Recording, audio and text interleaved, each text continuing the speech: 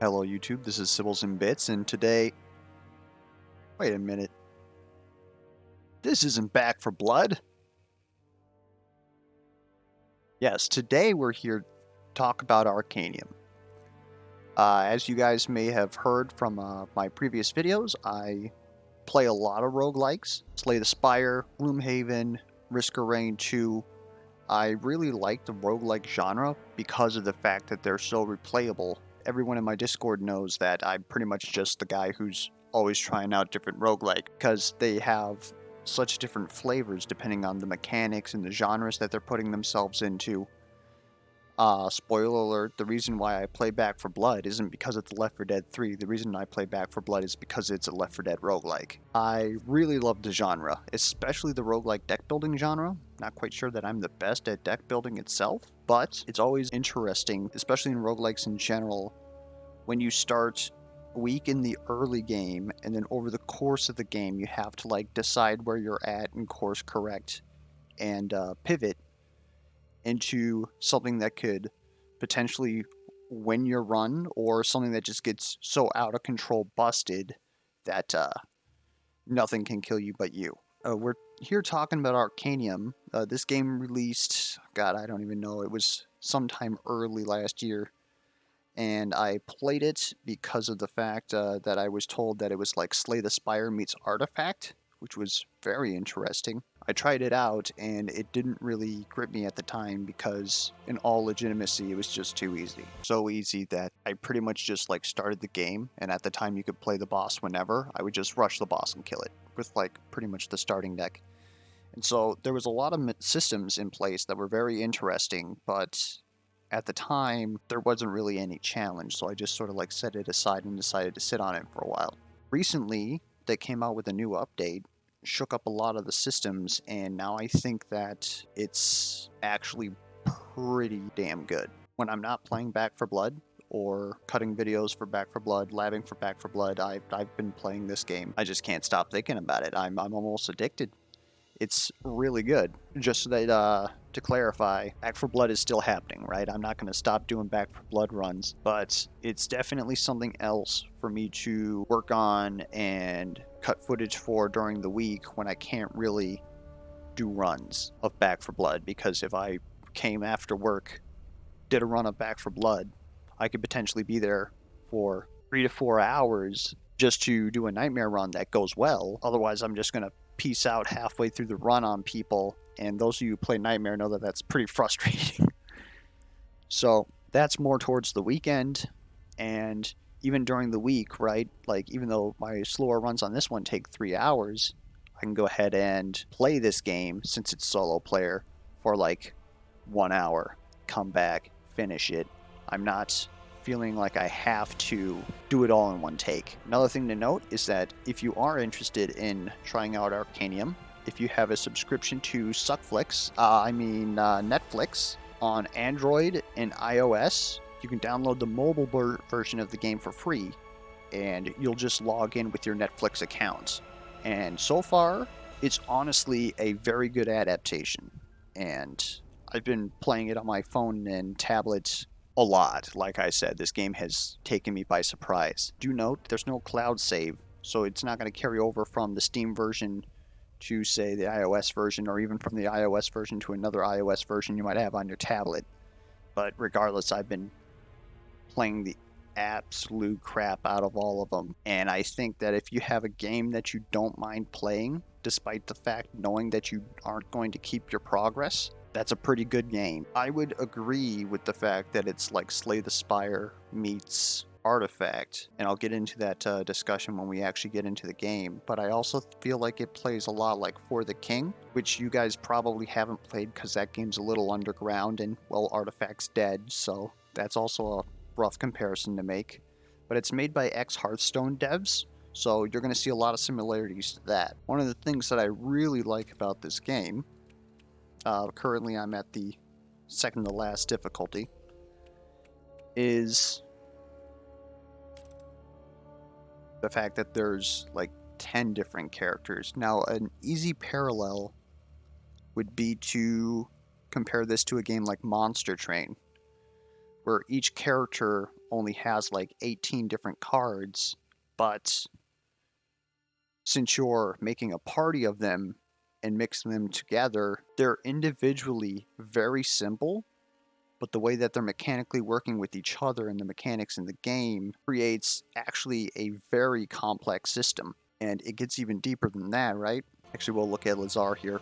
So, Lazar, each character has two different colors. Lazar is red and purple, so it's almost got like a Magic the Gathering sort of deal there, or again, Artifact also had a color system.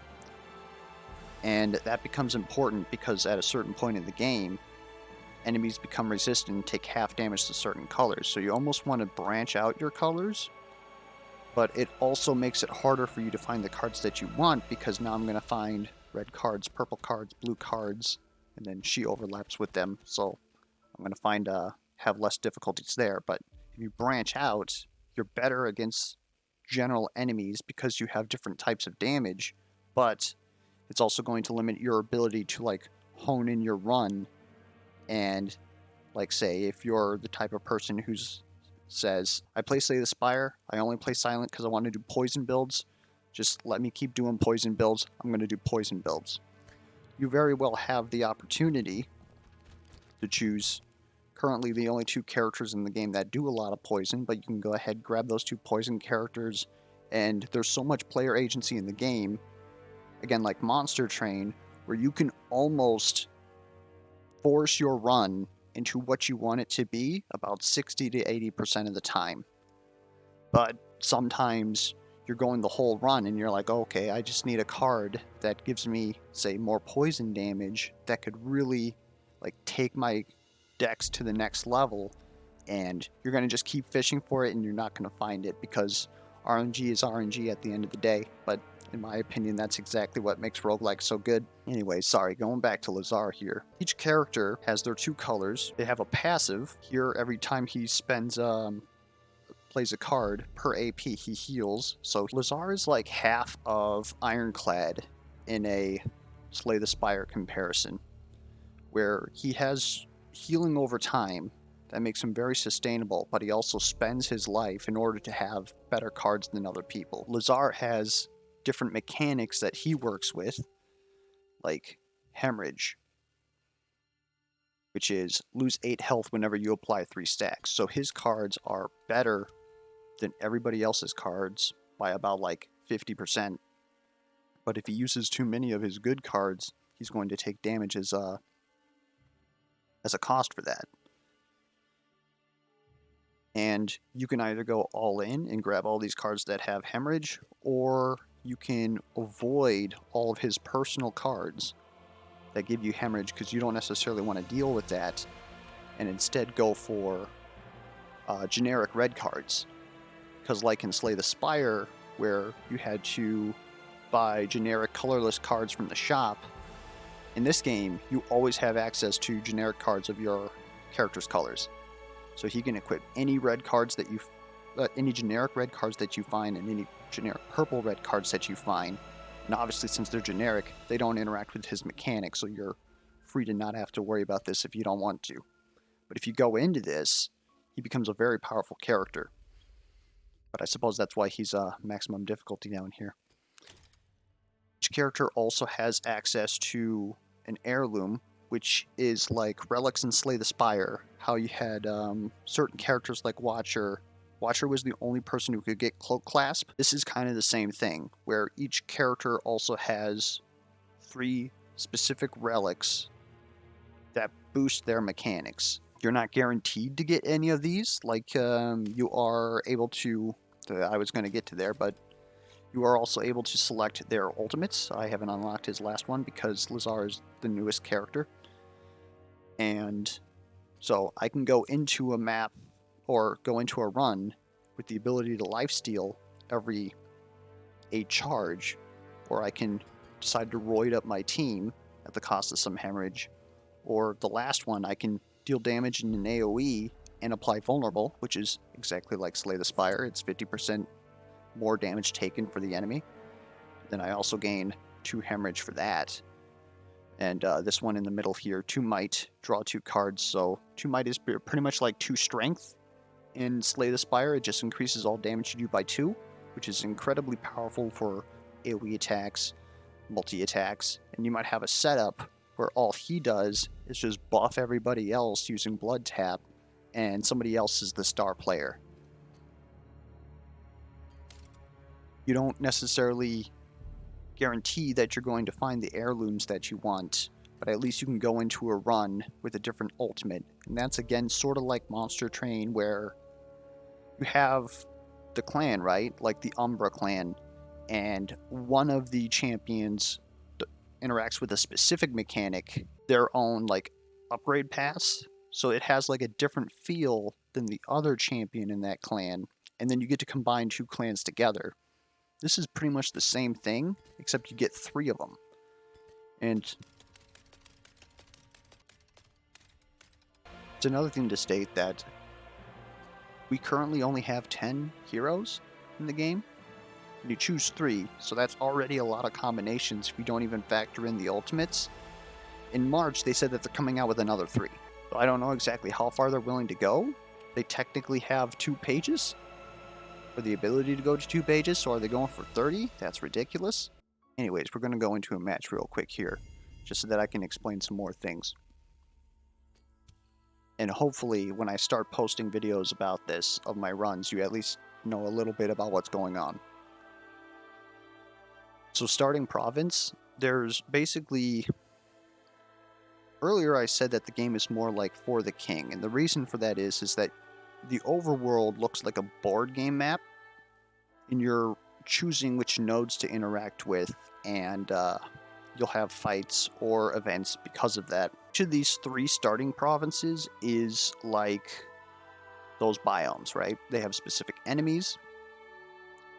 You can see that there's going to be a lot of red enemies, yellow enemies, and purple enemies in Uzir. But by starting there, I start with 150 gold, so this is sort of like your whale bonus in Slay the Spire, except it gets a little bit more complicated like that. So if I choose this one, each area also only has its own artifacts to choose from. So, as I was saying before, if you wanted to do, like, say, I only do poison builds, and that's all I ever want to do in this game, you start in Anador, and you just farm up your poison relics, and then you just get out of there, and then if there's no, say, green enemies to resist your poison in Uzir, you just go ahead and you romp around in there once you get your build going, and then that's going to be pretty powerful.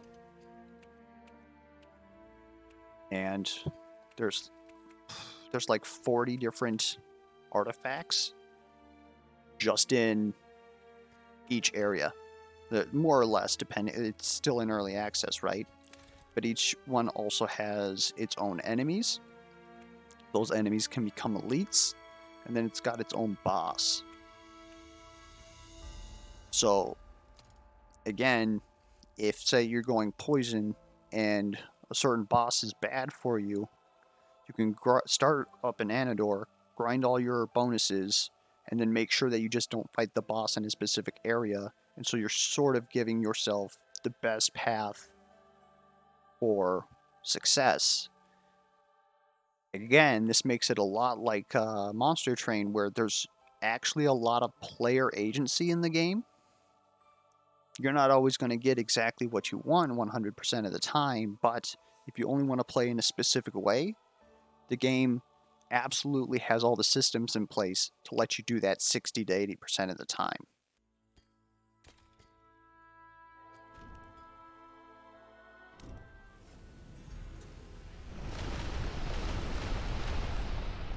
So we're going to ignore all that.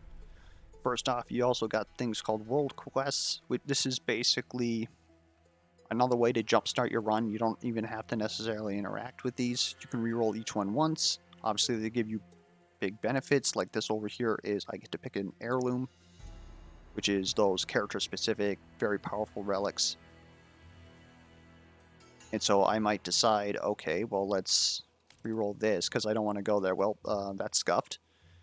So maybe we pivot, reroll that. Nope, Okay, so if I destroy 20 enemies in this area, which each fight has about 3, sometimes you fight more enemies depending on the type of fight.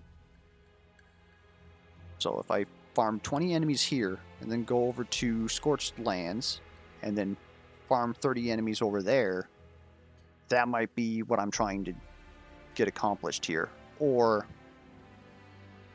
maybe I can do 10 enemies in Anador, and then come back to Uzir, because now I've got a campsite that I can activate at any time, which is exactly like campsites in Slay the Spire. You can choose to heal your whole team, heal one specific party member. You can upgrade any card of your choosing, or randomly upgrade 2 cards, which I think is actually very interesting. Let's go ahead and start. There's specific nodes on the map. These are shard battles. These are incredibly difficult super elites, but they give us access to, this is incorrect, 1 heirloom and 2 already upgraded abilities. So this is a huge power spike, but you have to survive it. It's a shame that I don't have more here. This is an alchemist, which allows us to get an item, which is sort of like their potions from Slay the Spire, except you can use them on every single fight. The other thing about this game is that my starting deck here is 3 cards of each of my starting cards. As I play, I obviously will get access to more cards, and you see that I have a 9 out of 14 here. If I fill my whole deck, I get access to upgrade an upgraded ulti, which is my ultimate, but better. You may not necessarily want to fill your deck, though, because if you've played lots of deck builders, you know that the larger your deck is, the less consistent it is. But you don't have to do that for every single person. Maybe Lazar here is going to just apply shields to people, so I want to keep all of his void vessels in here. As I get more defensive cards, I'll take out more of these cards. You can't go below 9. See, that's red there.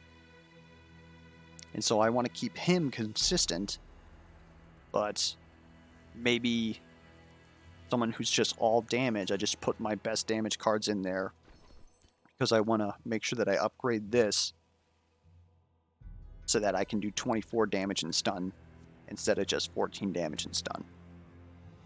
Because as far as your ultimate is concerned, it doesn't care how many cards are in your deck. There are also other mechanics that care about how many cards are in your deck. So there's advantages to having small decks, and there's advantages to having large decks. And that might vary on the individual run or individual person. As I said before, we have artifacts. Each character can only hold 3, but they also get access to their 1 heirloom slot. You're obviously going to find more than 9 artifacts in a game, or at least sometimes you do. And the interesting thing about this game is, like in games like Slay the Spire, Monster Train, etc., once you put something in your deck, or you get a relic, it's like permanent. But like I said, if I'm going up against a fight and it tells me that there's purple enemies there, I might decide to leave out Cleaver Strikes, put in green cards because I don't want to lose that 50% damage. Or maybe I find better cards, the cards that are better later, but they're not really good for me right now, so I can go ahead and collect them, not put them in my deck. And then as soon as the Wombo combo comes in place, I just go ahead, get rid of everything, and now I just completely pivot my deck into something else entirely. Probably hardcore deck builder fans might think that that's a little bit too lenient, but like I said, even if you're trying to force a particular run, it's not going to happen every time. And being able to take a prospective pick and not have it bog you down when you're weakest at the start of the game is an entirely different concept that most other roguelike deck builders don't employ, but I don't know, I actually find it quite interesting. Generally speaking, I don't do a lot of the deck swapping in order to counterpick because, I don't know, maybe I'm allergic to actually being good at this game right now, but I don't know, I think I do pretty good so far. There's just, again, it's in early access, and before there was no reason for me to want to get stronger, and right now I feel there's no reason for me to want to like counter pick my deck just to do an encounter, because if you were switching out your deck every single battle in this game, you can have like not necessarily 30 but up to 30.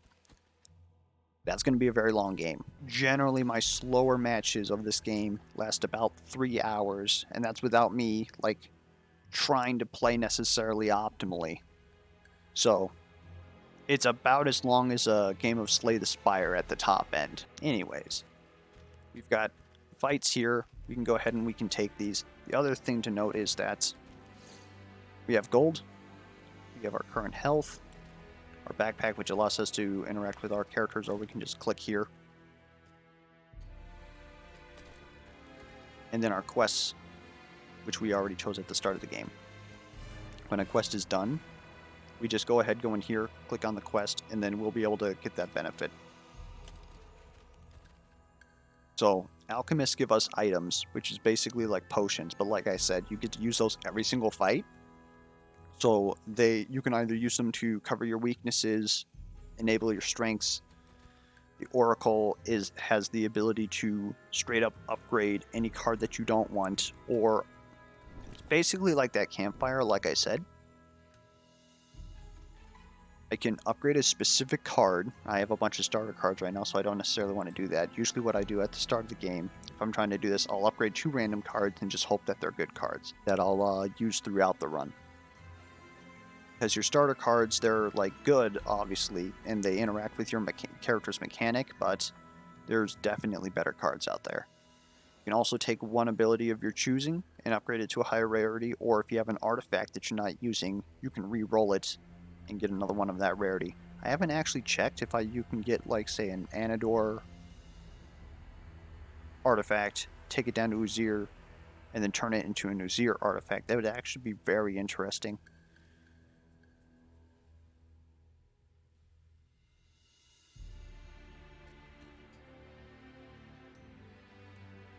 So here we see we've got specific hero cards on the left and the right, but in the middle we have a neutral purple, so we can actually give that to either Ragnarok or Lazar. And it's just a retain, 2 shield per card in your discard pile. And you can also see how it upgrades. And the other thing is too, is that with the deck swapping, maybe Lazar needs this right now, and then after he solves his defenses, I can pop this over to Ragnarok. And so in that regards, it's also kind of nice to have combined colors on your team. I'll actually go ahead and take that for the time being, just as a... Probably not going to be that important. Excuse me, my spirit walk? That's why.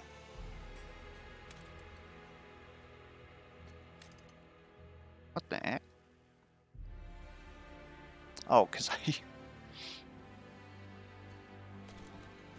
I modified it, that's right. There's also shrines, which is basically like more relics. You get 1 of 3 choices. This isn't necessarily always the same for the shrine, but you can choose to have all your red cards deal more damage, better rarity, and shuffle 1 of these 0 cost, expend, deal 10 damage into your decks. Trainers allow you to get a new ability. They can even be neutral. That one was even upgraded, which is nice. And then all of these shops, you can re-roll them. And if I see one that I like here, like say that I like that there's a second shockwave here, if I leave and come back later, it'll always still be there. Now I can't get to this loot cache here because of the fact that there's an adjacent battle, so we'll just go ahead and we'll jump in here. Now, when you get to higher levels of Slay the Spire, you start to realize that a lot of the enemies are actually very complicated in the way that they interact with you. But they seem simple at the time. These enemies are pretty much the same way. Like if I were to look at this forest crawler, right, he literally only has 2 attacks. He poisons me, he deals damage.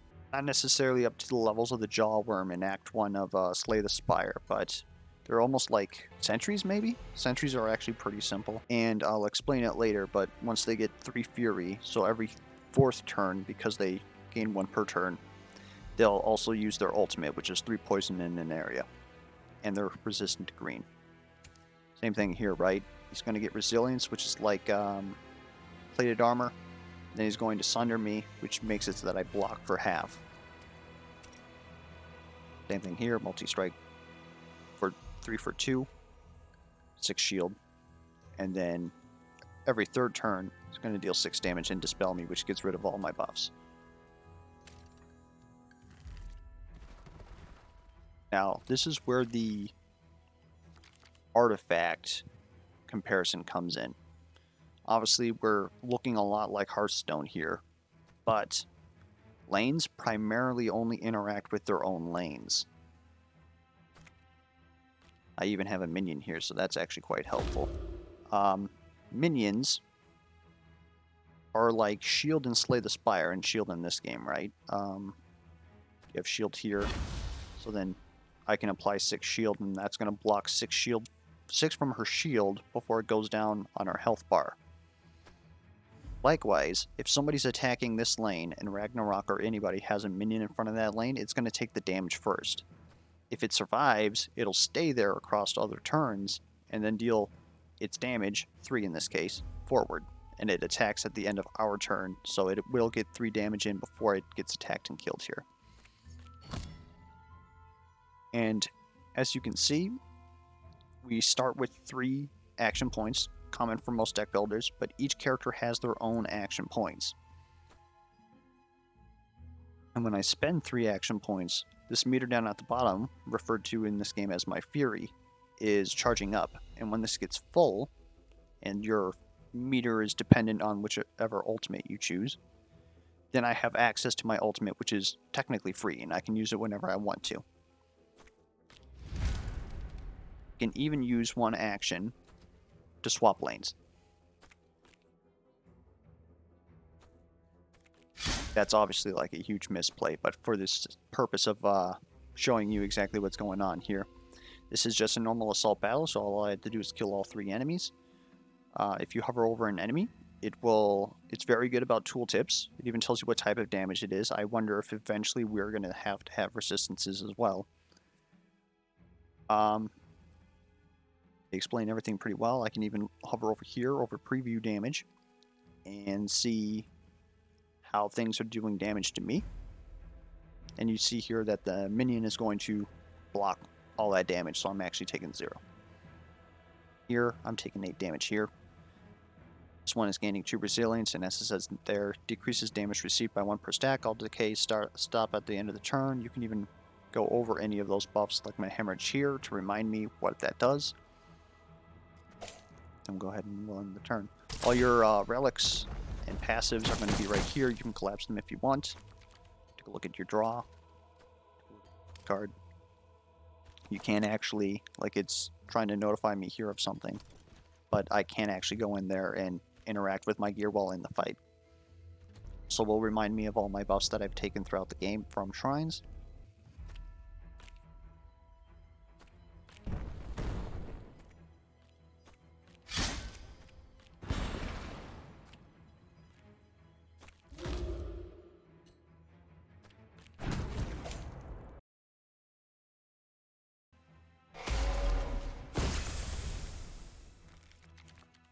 Damage in this game is relatively hard to heal, so normally I would try and be a little bit more cautious, but of course with Lazar it's okay because he has that ulti that allows him to lifesteal.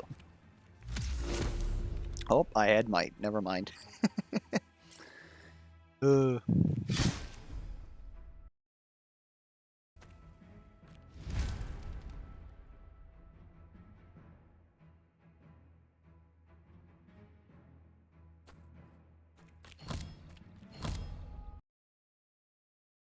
Another thing to note here is that it seems pretty simple to, when each of your characters generally only has 3 cards in their hand and 3 action points. Maybe they have more action points, maybe they have more cards.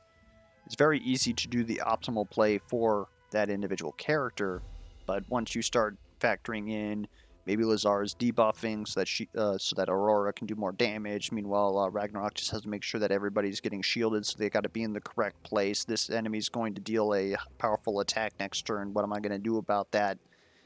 It seems simple, but once you actually start getting to the higher difficulties, it's much more intricate than just, okay, what's the best thing that Ragnarok can do? We're going to do that, and then, okay, let's look at this.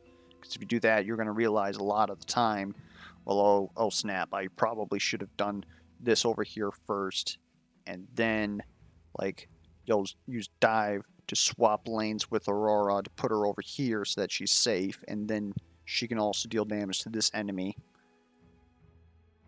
So there's lots of opportunity for misplay, and again, like I said before, it's very mechanically simple, but there's so many mechanics going on that it's actually complex.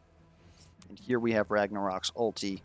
I chose Reptorian army, so basically what that does is it summons his little minions in a splash. So I'm going to put one on each lane. He also, his passive is that every minion that I have has promote, so I can just keep stacking them. Obviously, like, this minion's normally a 3/6, and this actually does look very Hearthstone. The minions are incredibly Hearthstone, by the way, with the fact that they have, like, instant abilities that occur right away, pulse abilities that occur, like, every turn. But we had a minion here. We played a 3/6 on top of a 3/6, and now he's a 6/12, and he's able to block that. And they attack at the end of every turn.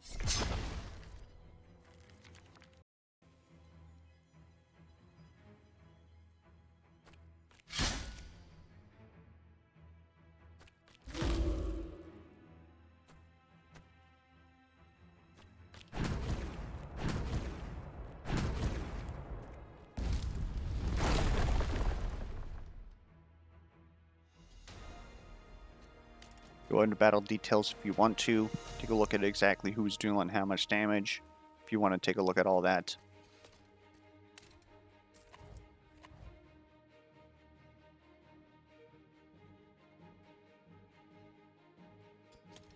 We're not going to go into a lot of mechanics here. Again, we're just trying to give you a general idea of what's going on. This is a elite battle, which is just normal enemies, but they're better. We'll actually probably go into that, but we're going to get this loot cache here. Dopamine warning. And so that's where we get those items that we can use every battle, and an artifact, which again, these are specific to the region that I'm in. So we'll actually grab this because she needs defense. And so we saw what an assault battle looked like. A defense battle is just survive 4 rounds. They're generally elite battles, and then there's also another type of elite battle, which is a breach, which is whenever you destroy an enemy, there's like a core from like Dota or something like that, whatever analogy you want to use, League of Legends. And so you got to do enough damage to that core once that lane has been pushed in to win the fight. Otherwise, enemies are just going to keep spawning. I don't even know if I'm strong enough to do this, but we're going to just go in there for the sake of it.